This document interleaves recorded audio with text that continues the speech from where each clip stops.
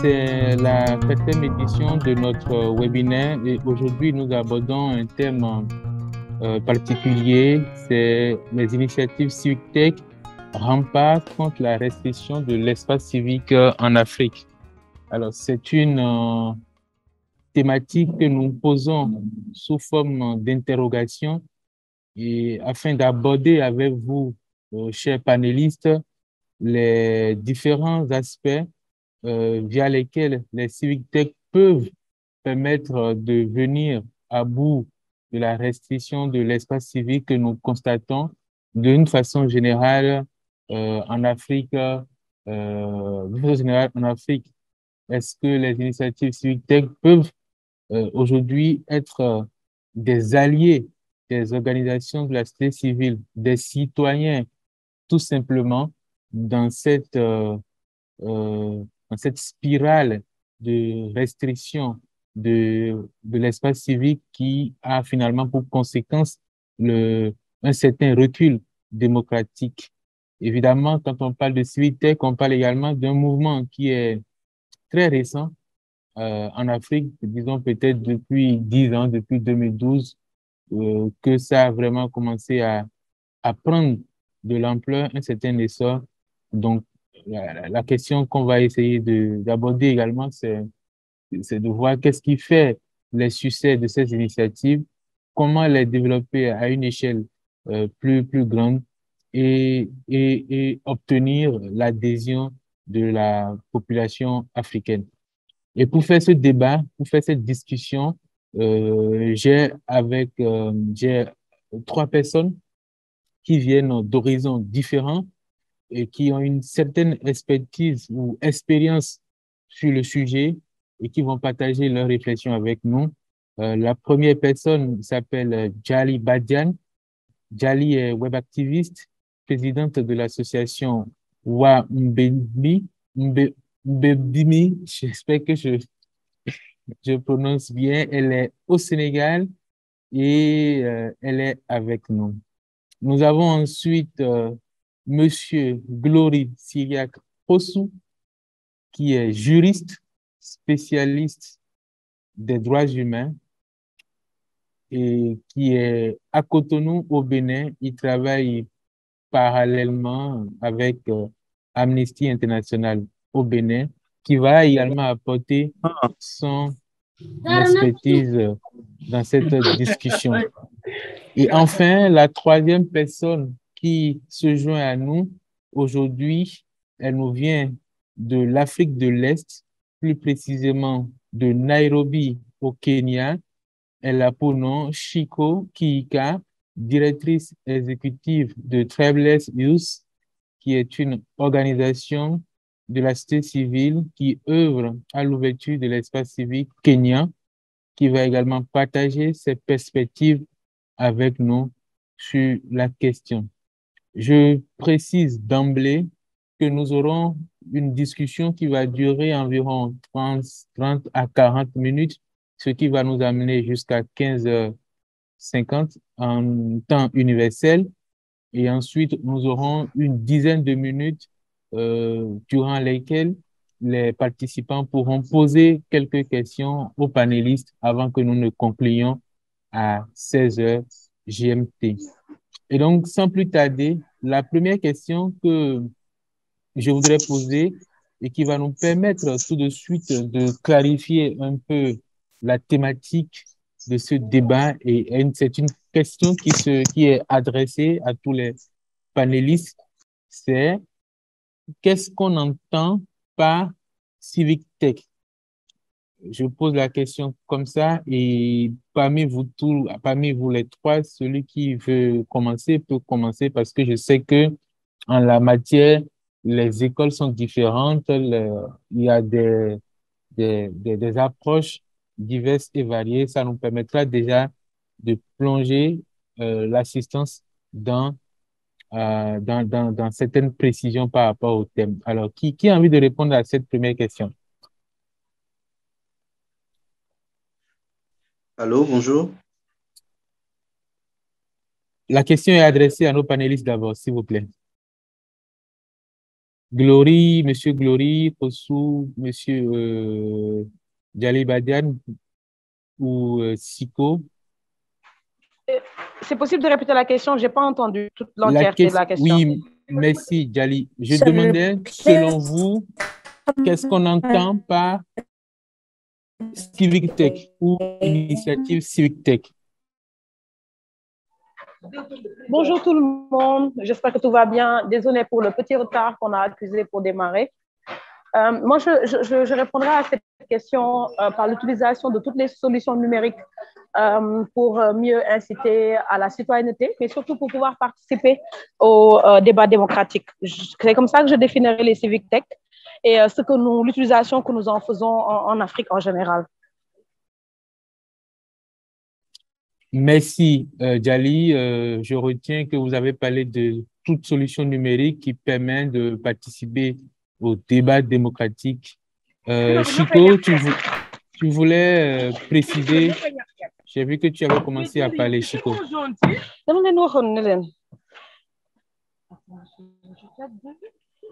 Oh, sorry, I couldn't hear, so that I was... Mes excuses, je n'ai pas entendu la question, donc je voudrais que vous répétiez, s'il vous plaît. Je demandais comment peut-on définir Civic Tech aujourd'hui en Afrique de votre point de vue?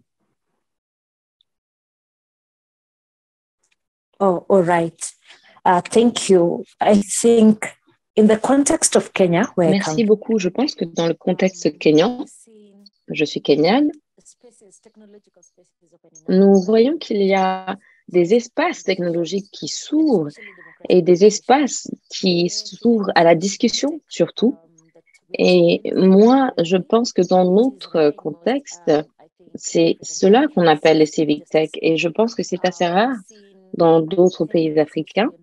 Au Kenya, spécifiquement, nous voyons que les Kenyans demandent d'avoir accès à leurs droits, demandent plus de responsabilités de la part de différentes instances.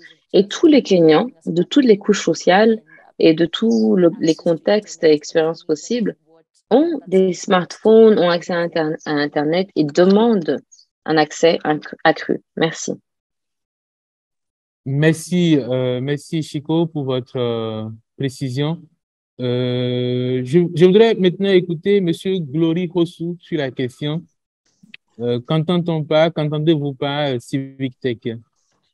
Merci Maurice, merci également à Djali Badian et à Chico. Je vais abonder dans le même sens que Djali et Chico en disant que les civic tech sont des solutions numériques, comme l'a dit Djali, qui permettent de mettre le citoyen véritablement au cœur de la démocratie. Parce qu'on a vu que la démocratie, à un moment donné, tendait vers une gouvernance des politiques, que des politiques, alors que le citoyen devrait normalement se retrouver au cœur de la démocratie. Et donc, les civic tech aujourd'hui, avec l'avènement des civic tech, on a vu qu'il y a un certain rééquilibrage. Et donc, le citoyen est désormais replacé au cœur de la démocratie et peut désormais se faire entendre. Et donc, voilà ce que moi, je n'entends pas les civic tech et quelles peuvent être leurs utilités aujourd'hui en démocratie.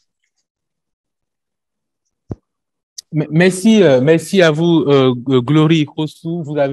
Je reste avec vous justement. Vous avez bien dit que à un moment donné, dans un système démocratique, on a eu l'impression que c'est la gouvernance des élites politiques uniquement et que les civic tech permettent aujourd'hui de rééquilibrer les choses, donc le débat public. Alors, ça me permet de vous poser la question de savoir, est-ce qu'aujourd'hui, les élites politiques perçoivent cette civic tech-là comme une menace et en quoi elle serait une menace pour les politiques? La question, elle est bien posée. En tout cas, je pense que les élites politiques ne devraient pas considérer les civic tech comme une menace. Ils devraient plutôt les considérer comme des partenaires ou des alliés dans la promotion et dans la sauvegarde de la démocratie. Parce que dans ma prise de parole tout à l'heure, je disais que les civic tech ont contribué, ou bien vont ont pour but également de contribuer à l'amélioration de la démocratie. Et donc, en réalité, elles ne devraient pas être considérées par les politiques comme des menaces, voyez. Mais malheureusement, ce qu'on a vu sous nos cieux ces dernières années, c'est que les civiques n'ont pas forcément été vus comme de réelles opportunités par les politiques.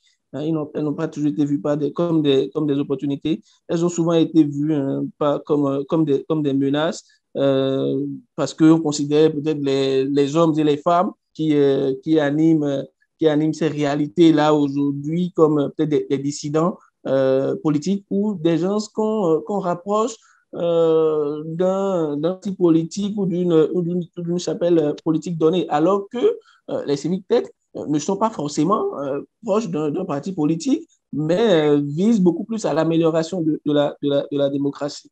Et également, on a vu les conséquences que ça pourrait amener parce que quand tout de suite les gouvernants qui doivent voir en ces initiatives nouvelles-là comme des opportunités pour promouvoir le développement ou bien pour favoriser le développement inclusif. Si ces politiques-là les voient comme des menaces, ça conduit inéluctablement à des restrictions de l'espace civique. Et c'est ce qu'on a vu ici comme ailleurs. On a vu des arrestations d'activistes politiques, d'activistes de la société civile, pardon. On a vu des arrestations, la restriction de l'espace civique à travers un cadre législatif qui devient beaucoup plus restrictif parce qu'on va criminaliser, par exemple, l'information sur l'expression sur le web, alors même que les droits qui bénéficient d'une protection hors ligne doivent bénéficier de la même protection en ligne. Et donc, pour répondre à votre question, pour me résumer, les civic tech ne devraient pas en réalité constituer une menace pour les politiques, mais des opportunités et des alliés. Mais je n'ai pas forcément remarqué sur le sujet. Et justement, hein, vous avez dit que les civic tech doivent être vus comme des opportunités par les politiques, mais concrètement, en quoi elles peuvent être des opportunités? Parce que aussi, le problème, c'est que les élites politiques ont une mauvaise lecture de ces civic tech, de ces initiatives qui s'appuient sur les technologies numériques pour favoriser l'engagement politique des citoyens. Mais s'il y a peut-être une illustration ou deux exemples par lesquels les politiques peuvent tirer profit des civic tech, quelle serait-elle? Parce que s'ils ne savent pas, c'est peut-être la justice qu'ils s'en méfient. Écoutez, par exemple, je sais que vous êtes ceux qui sont dans le domaine, et nous qui travaillons dans le domaine des civic tech, on promeut beaucoup plus l'ouverture des données. Voyez, par exemple, cet État-là qui donne libre accès à l'information à ces populations. Cet État, par exemple, ne serait pas considéré comme un État qui fait des progrès dans la démocratie. Et donc, c'est toujours bien pour cet État-là d'être considéré comme un État où la démocratie est vivante parce que les citoyens ont la liberté d'expression, ont accès à l'information, à toute information donnée qui contribue à améliorer la vitalité. Mais au-delà de ça, moi, je prends une initiative au Bénin comme au Burkina Faso ces dernières années qu'on a appelé le Présimètre. Le Présimètre pour évaluer les promesses des candidats devenus présidents de la République. Est-ce que le président de la République, une fois élu le candidat, une fois élu, est devenu président de la République, ne devrait pas normalement s'éloigner de ces promesses qui l'ont amené, parce que ce sont des promesses qu'il a eu à faire pendant la campagne électorale, qui ont amené les gens à s'aligner sous le soleil et sous la pluie et à voter pour lui. Et donc, quand il y a une initiative comme ça qu'on dénomme président, ou bien ça peut avoir un autre nom ailleurs, suivre les promesses des candidats devenus présidents, normalement, ça devrait amener le candidat également à ne pas s'éloigner de ses promesses et à devenir un homme qui tient parole. Vous voyez? Donc, s'il tient parole et qu'on le tient, comme on le dit chez nous, à la culotte, au bout de son mandat, à la fin de son mandat, si à chaque fois on le rappelle sur cette thématique-là, par exemple, vous êtes encore très loin, vous n'avez encore pratiquement rien fait, nous, parce qu'on n'est même pas payé pour ça en réalité, mais parce qu'on est profondément attaché à la démocratie, on le lui rappelle Et on sait qu'en réalisant ces promesses, il peut améliorer la démocratie. Et donc, nous, on n'est pas un opposant politique. On est plutôt un allié de taille qu'il devrait normalement considérer en favorisant une meilleure assise et en évitant de légiférer pour restreindre les champs d'action. Et pour finir, Maurice, c'est dit aussi, parce qu'on va en parler, les restrictions qui sont imposées au développement ou à l'éclosion des civic tech qui ont pour but d'améliorer la démocratie et de mettre le citoyen au cœur du débat populaire, du débat démocratique, les civic tech là ne peuvent pas évoluer sans Internet. Et après, on va reparler des conséquences liées à la restriction et au développement de ces civic tech là. Merci, Glory Rossou. J'espère que je reviendrai vers vous avant la fin de cette discussion. Je veux me tourner à présent vers Djali. Djali, vous êtes web activiste. Depuis plusieurs années, vous observez le mouvement, l'émergence de cette civic tech-là au Sénégal, mais plus globalement en Afrique.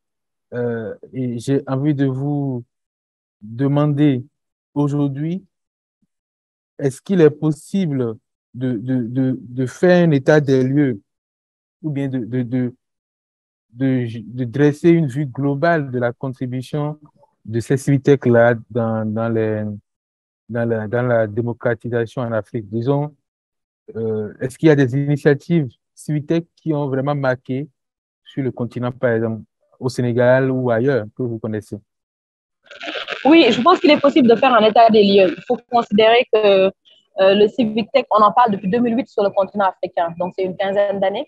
Et il est important à chaque fois qu'on arrive à faire un cycle, 10 ou 15 ans d'activité dans un domaine, de pouvoir faire un état des lieux. Oui, il est possible de le faire, que ce soit pour le Sénégal, mais pour l'Afrique aussi. Et je vais parler du cas du Sénégal que je connais le mieux. Les civic tech ont réellement participé à renforcer la démocratie au Sénégal.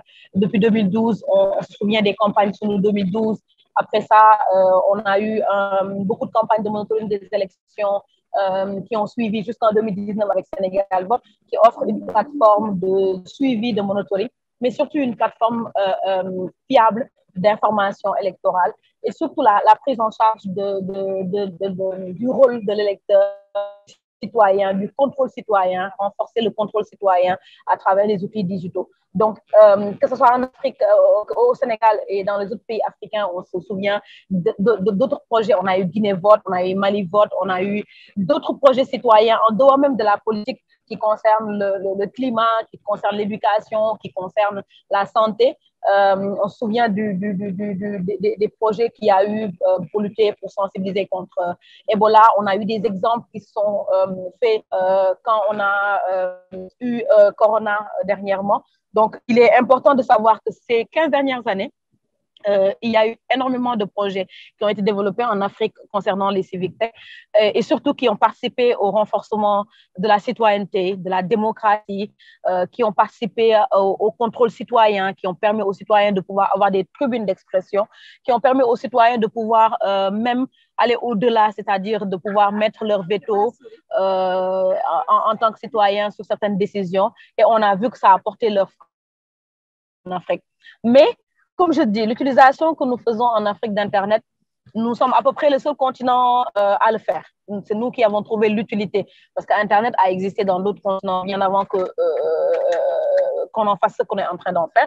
Mais nous, les Africains, on a eu besoin à la recherche de liberté, à la recherche de terrain d'expression, d'en faire l'utilisation qu'on en fait actuellement. Cette utilisation, elle est unique en Afrique et elle est singulière et marque aussi ce que nous sommes en train de vivre comme transition politique, comme transition économique, comme transition écologique.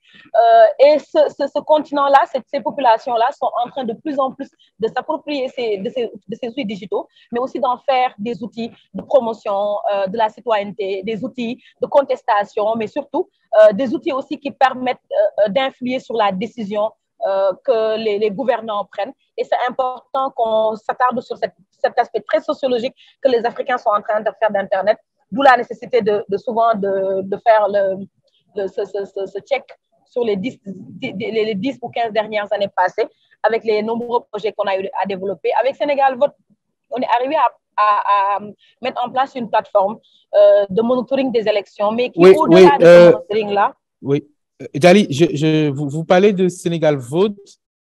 Pour les personnes qui nous suivent et qui ne connaissent pas concrètement cette initiative, est-ce que vous pouvez nous rappeler le contexte dans lequel elle a été mise en œuvre et ce que vous en avez tiré comme enseignement et ce que ça a apporté en termes de contribution à l'ouverture de l'espace civique sénégalais?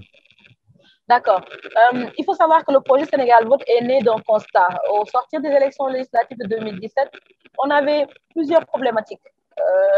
Parce qu'il faut rappeler que en général, les projets civiques tech cherchent à régler un problème. Il y a un problème de base sur lequel on réfléchit et qu'on essaie de trouver des solutions. En 2017, au Sénégal, il y a eu les élections législatives. C'est entre guillemets ce qu'on a pu appeler les pires élections qu'il y a eu au Sénégal en termes de taux de participation, mais en termes d'organisation.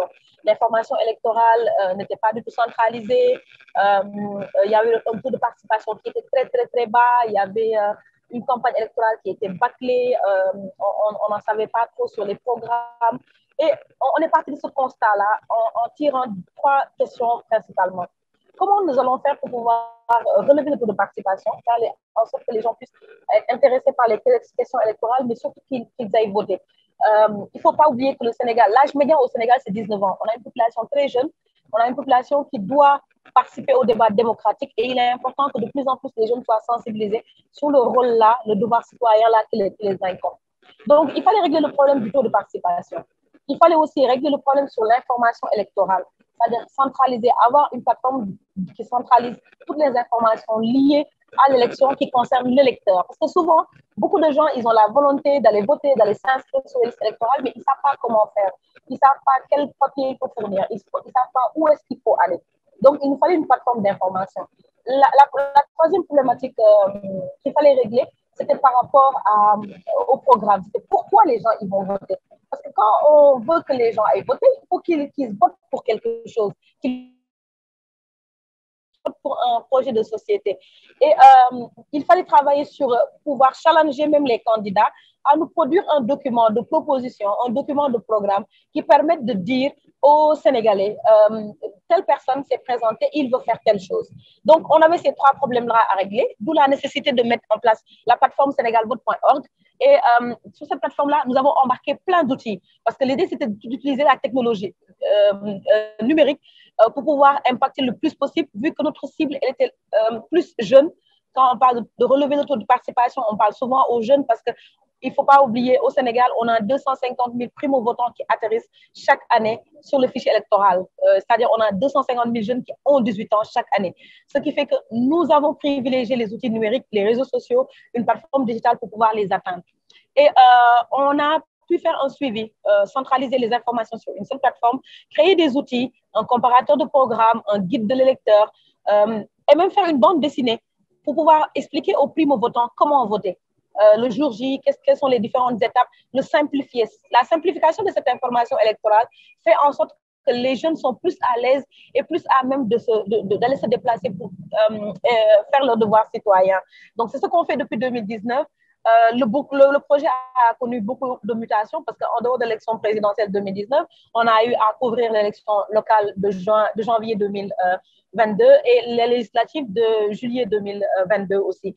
Donc, le projet il est en pleine mutation et au-delà des élections, vu qu'on vient de terminer un cycle électoral complet, on va aller au-delà, on va aller vers le contrôle de l'action de nos dirigeants, vers le contrôle des différentes promesses électorales, les programmes qui ont été proposés, se baser sur ça pour élargir, créer d'autres outils de contrôle qui vont pouvoir, à la fin de chaque magistère, que ce soit pour le président de la République, que ce soit pour les élus locaux, que ce soit pour les députés, leur dire, tiens, en entrant dans la législature, vous aviez promis telle chose, nous avons pu faire le monitoring suivi de ces promesses-là, où est-ce que nous en sommes réellement et surtout pouvoir donner la possibilité aux citoyens de savoir ces données-là, mais aussi de demander des comptes parce que ces personnes qui sont élues aussi utilisent l'argent public agissent au nom des Sénégalais. Donc, les Sénégalais, ils ont le droit de savoir où est-ce que ces ressources-là, ils sont orientés, pourquoi ils sont orientés là-bas et l'impact que ça a réellement.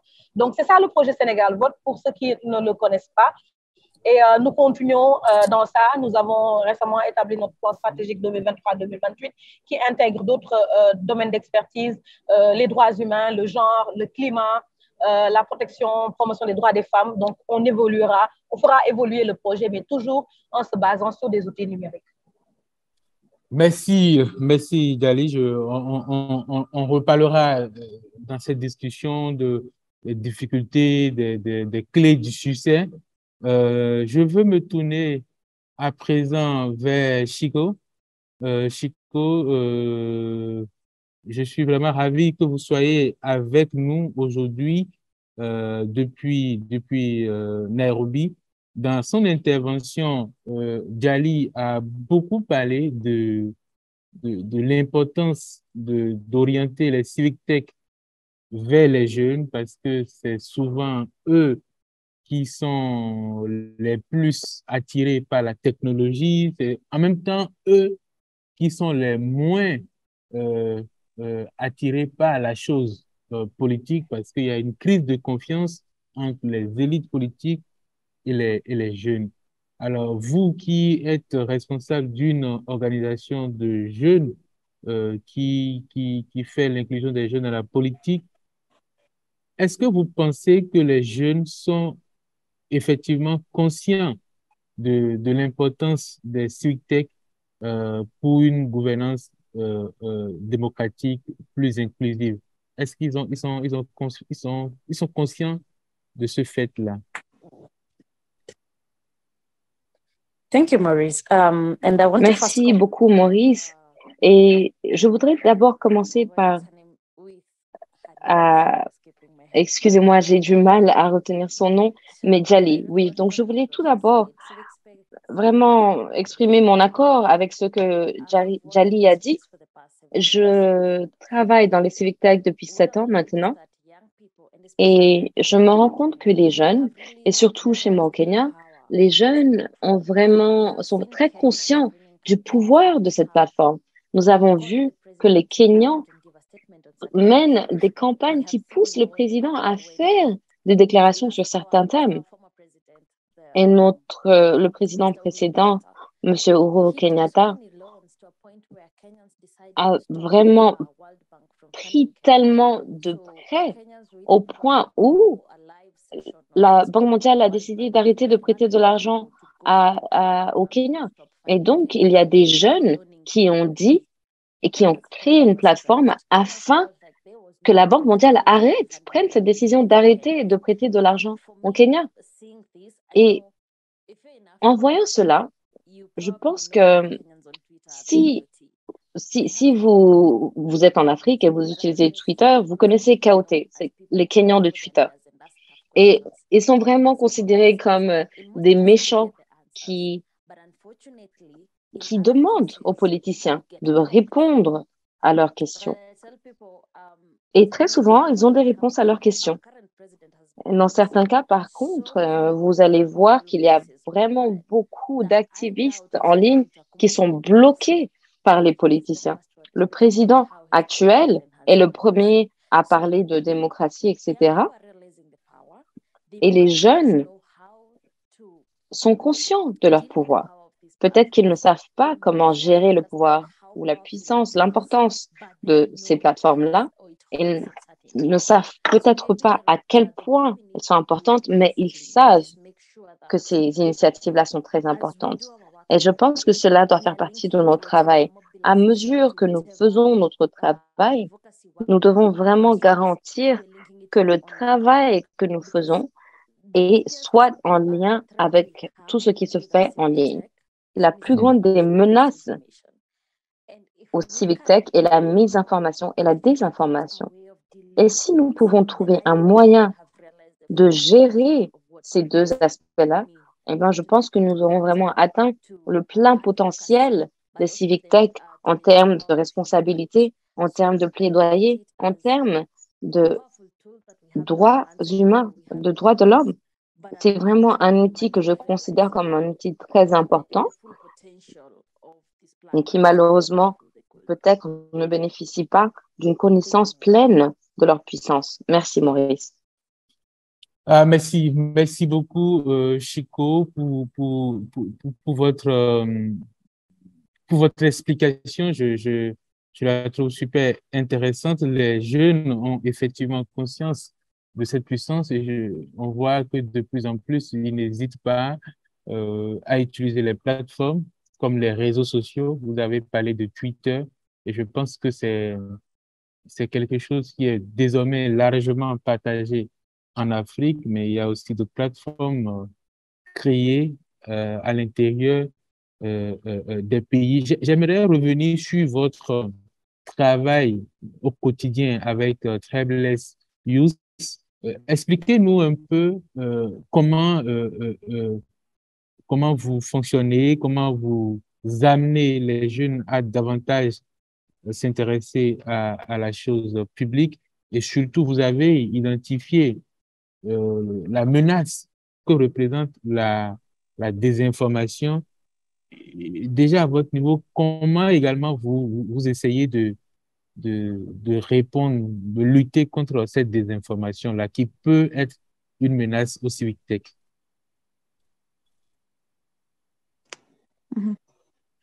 All right, thank you, Maurice. So at Tribeless Merci beaucoup, Maurice. Alors, à Tribeless Youth, nous sommes une organisation qui est composée de jeunes, pour des jeunes, par des jeunes. Et nous essayons vraiment de créer un lien entre nos conversations en ligne et nos conversations dans la vie de tous les jours. Parce que nous nous sommes rendus compte que les jeunes ont vraiment, au Kenya, par exemple, le Kenya est principalement considéré composé de jeunes. Malheureusement, les jeunes ne font pas partie des prises de décision. Nous essayons vraiment d'inclure les jeunes dans les espaces de prise de décision afin que les jeunes puissent avoir une voix. Nous essayons de porter leur voix. Et nous pouvons également proposer des ententes, des protocoles d'entente en ligne, par exemple. Et pour moi, vraiment, je me rends compte que cela a vraiment ouvert l'espace pour les jeunes. Donc, nous essayons vraiment d'inclure les jeunes dans le gouvernement à travers les réseaux sociaux. Et nous essayons aussi de façonner les conversations et vraiment d'amplifier et de poser des questions où nous en avons besoin. Nous utilisons différents médiums. Nous sommes un centre créatif, donc nous utilisons beaucoup l'art afin de communiquer. Nous travaillons avec différents artistes. Nous travaillons avec des dessinateurs et nous avons également beaucoup de poésie. Et la raison pour laquelle nous faisons ça, c'est que nous estimons que les jeunes doivent penser les choses de manière différente. Les jeunes sont une majorité et ils s'engagent de manière différente. Beaucoup d'entre eux ne veulent pas s'asseoir pendant des heures afin qu'on leur parle de certaines choses. Donc, nous essayons vraiment d'avoir des groupes de différentes personnes et nous savons aussi que les jeunes ne sont pas un groupe homogène. Donc, c'est très important d'identifier des cibles et ensuite d'essayer d'utiliser nos connaissances pour passer à l'action. Vous avez passé de la désinformation en tant que menace et je pense que c'est vraiment la plus grande des menaces, surtout dans nos processus électoraux. La mésinformation, la désinformation, la propagande. Je ne sais pas si tout le monde est au courant de ça, mais la sphère technologique n'a pas de limite. Et la liberté d'expression sur le continent nous limite vraiment dans notre combat contre la désinformation. Mais je pense que nous pouvons créer des espaces de vérification d'informations qui peuvent combattre les informations et la désinformation que nous voyons aujourd'hui.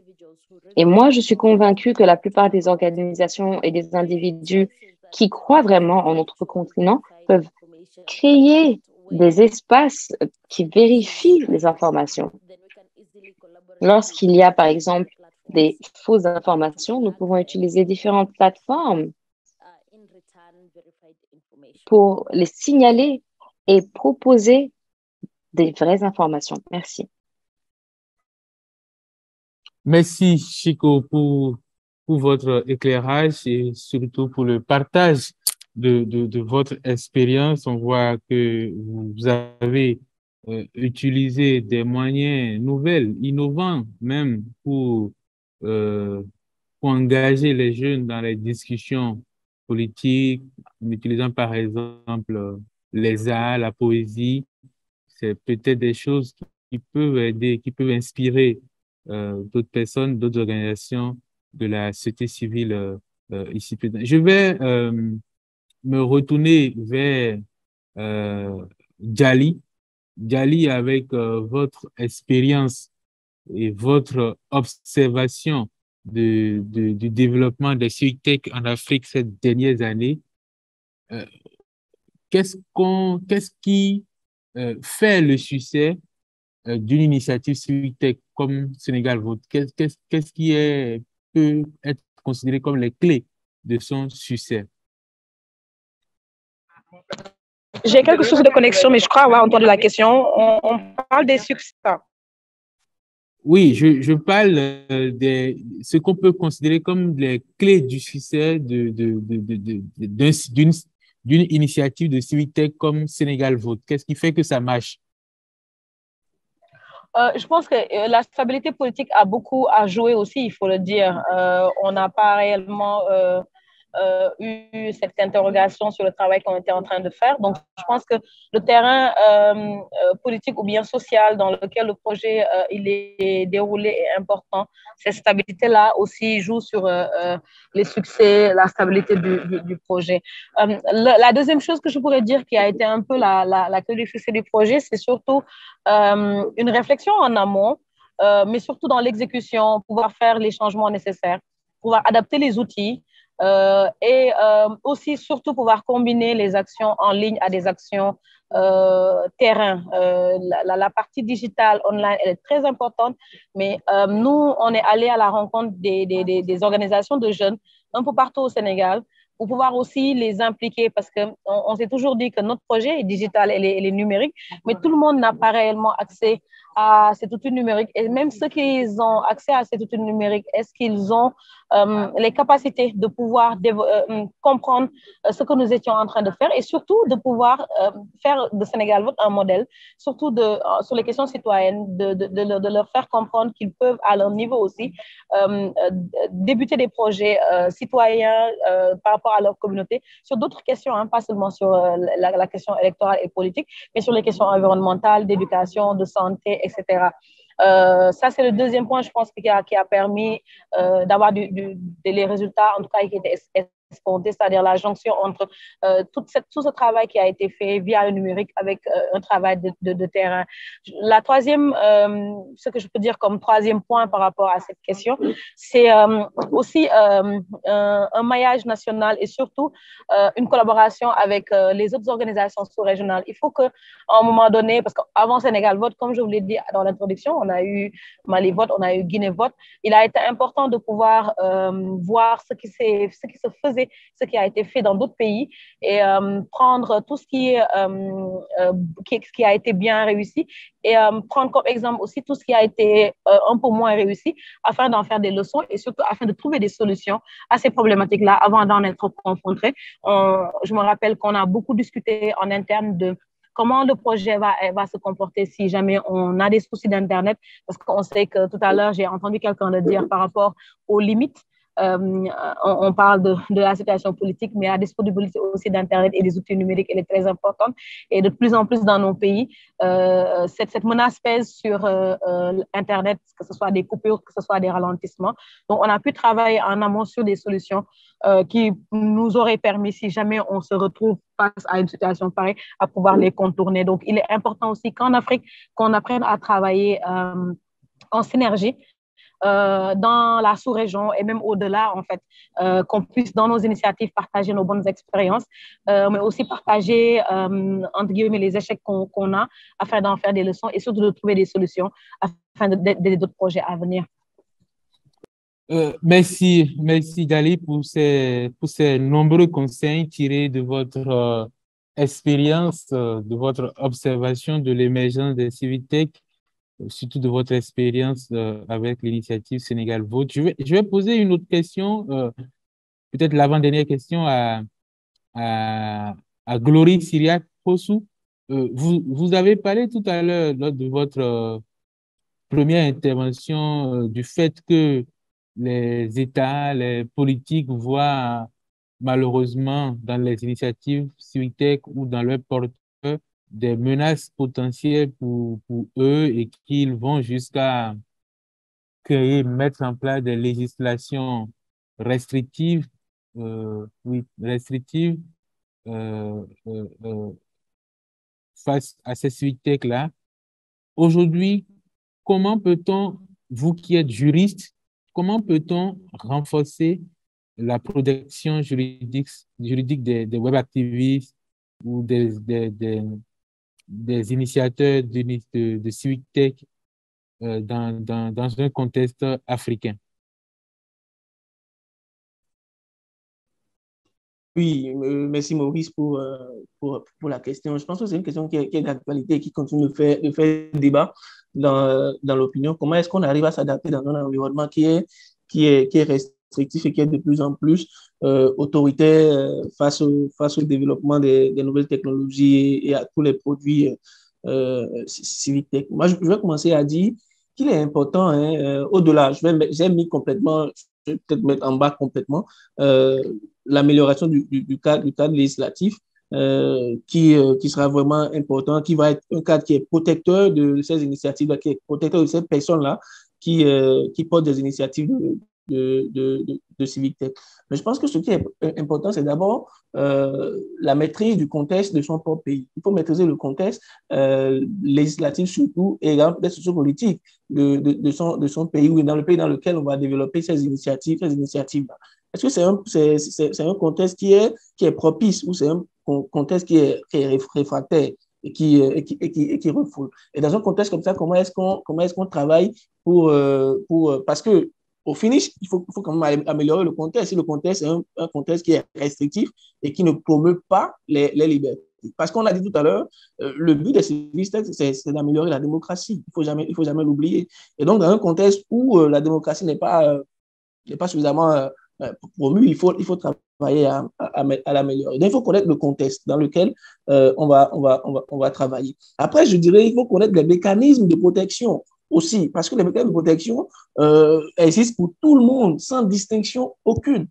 Et donc, les porteurs d'initiatives de civic tech également qui sont victimes, par exemple, de restrictions, peuvent saisir ces mécanismes de protection. Là, il faut les connaître au niveau dans son propre pays. Mais on dit souvent, face à l'arbitraire dans son propre pays, les mécanismes de protection sont en quelque sorte le dernier rempart.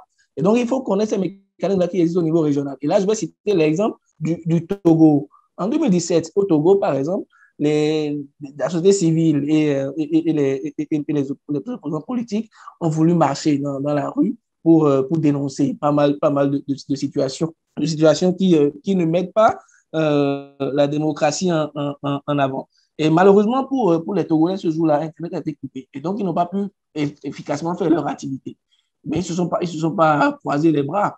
Ils ont travaillé à faire condamner ce acte du gouvernement togolais qui constitue une atteinte grave, une violation grave de la liberté d'expression et d'autres Congolais également, comme la liberté le droit d'accès à l'information.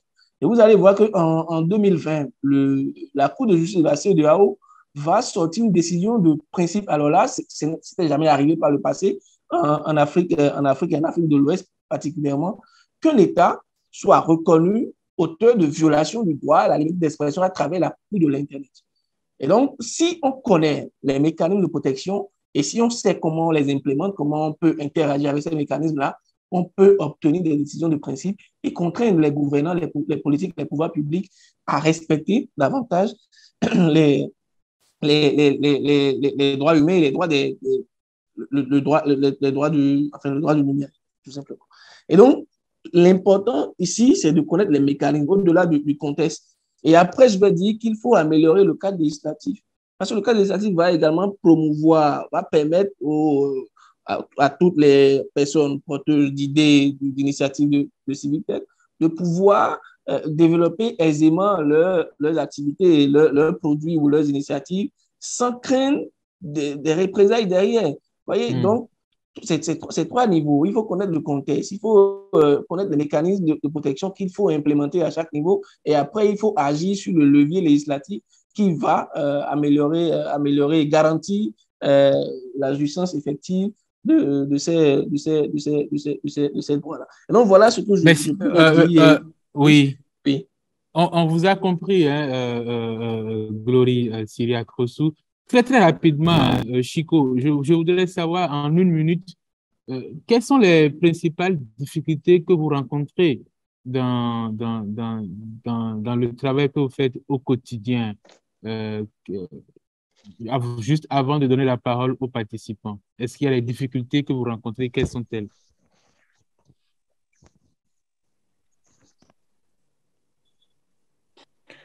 Well, thank you for the question. And I think one of the biggest challenges we Merci beaucoup pour cette question. Je pense que un des problèmes majeurs que nous avons aujourd'hui, et nous savons, par exemple, que nous avons écrit plusieurs articles pendant les élections, et c'est vraiment un des moyens que le gouvernement a utilisé pour bloquer pour bloquer les voix des civic tech. Et je suis convaincue que les plateformes de réseaux sociaux ne sont pas conçues de manière qui reflètent vraiment ou qui sont adéquates pour nos réalités africaines.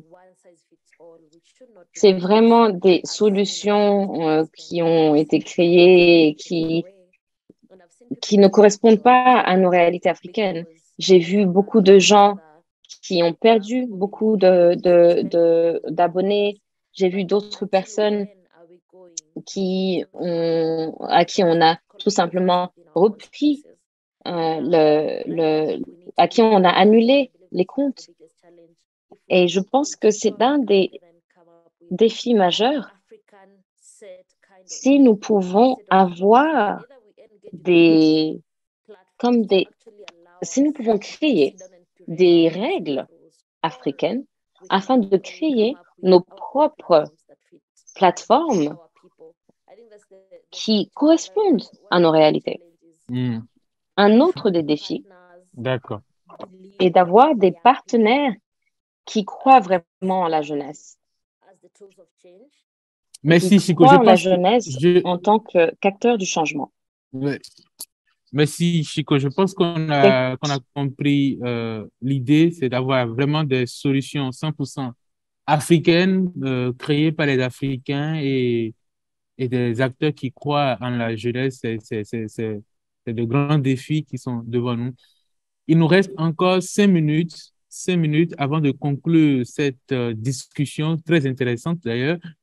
Et je voudrais maintenant donner la parole aux participants. Malheureusement, on ne pourra plus prendre des questions parce que là, le temps est parti.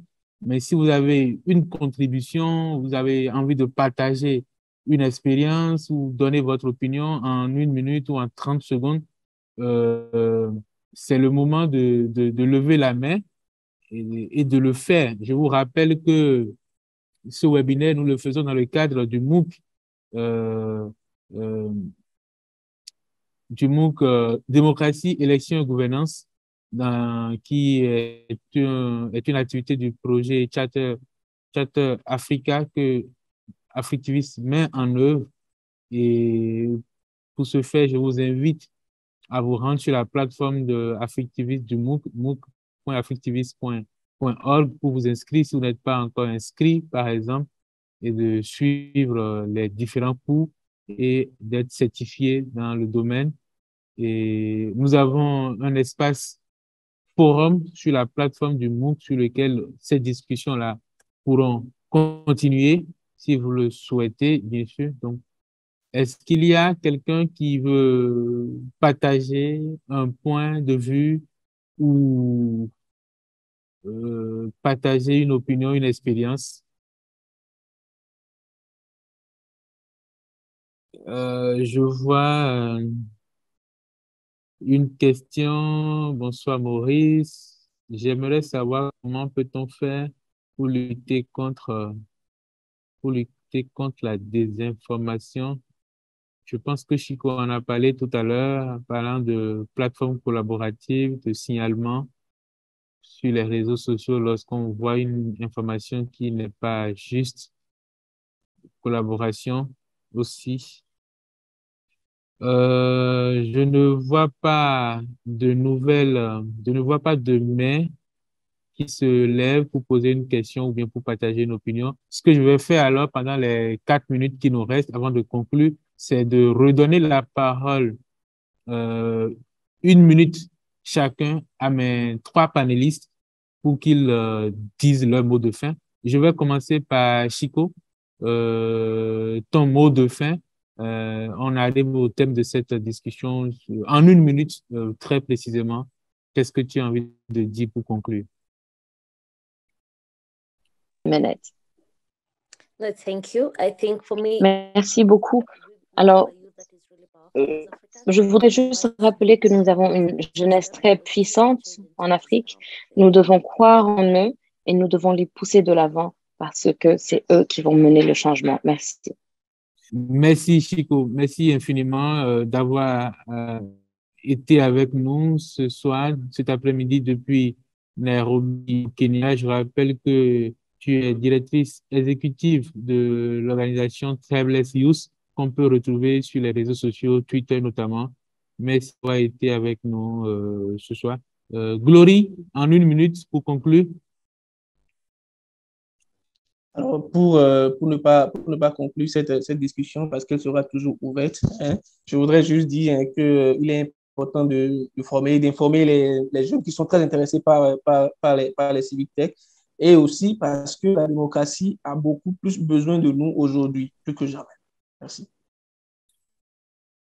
La démocratie a beaucoup plus besoin de nous aujourd'hui plus que jamais. Je pense que le message est passé, le message est on ne peut plus clair. Djali, c'est à toi à présent de conclure cette discussion.